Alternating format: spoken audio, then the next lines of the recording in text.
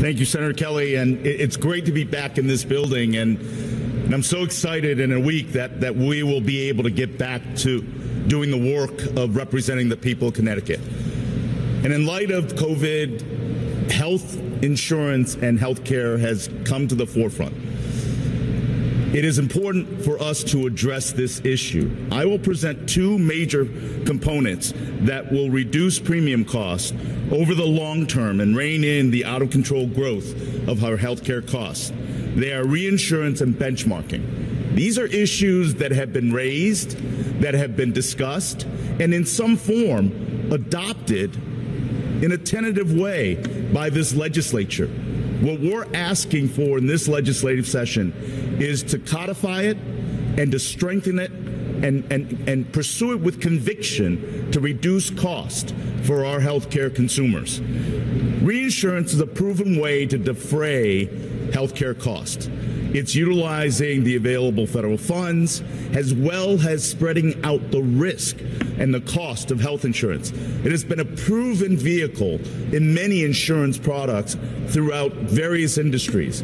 We have adopted in some way in discussions thanks to the leadership of Senator Kelly and many others, but I believe it is important for us now in this new session to codify it and to strengthen it and again pursue it with conviction.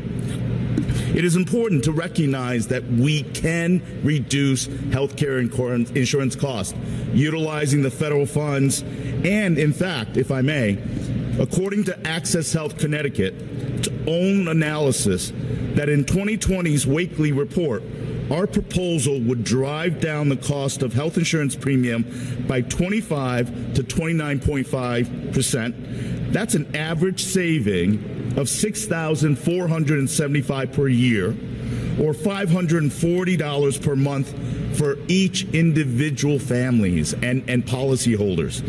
These are real quantifiable savings for Connecticut homes that are struggling under the increasing cost of affordability in Connecticut. So reinsurance is critically important for us to pursue. Another factor is benchmarking.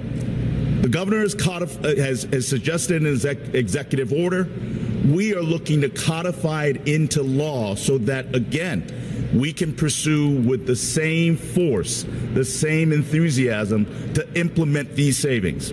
The core goal of benchmarking is to gather information so that we can all work with the various shareholders and providers to shine a light on transparency and containment of cost comparabilities and produce better health care for costs at all sectors.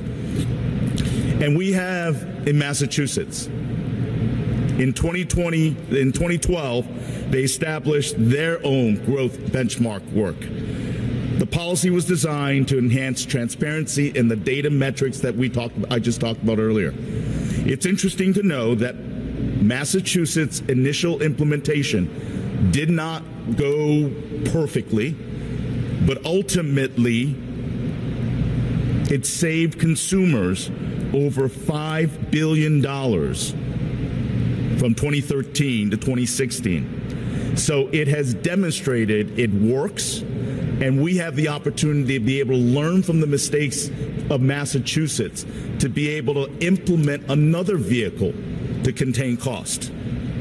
So ultimately, we need to take those two proposals that I'm addressing here that has been discussed, but we need to forcibly, as a legislative body, embrace it and implement it so that we can produce real savings for our consumers that are troubled by the increasing cost of unaffordable health care insurance. I'll give it back to Senator Kelly. Thank you very much for the opportunity to share these two particular important viewpoints.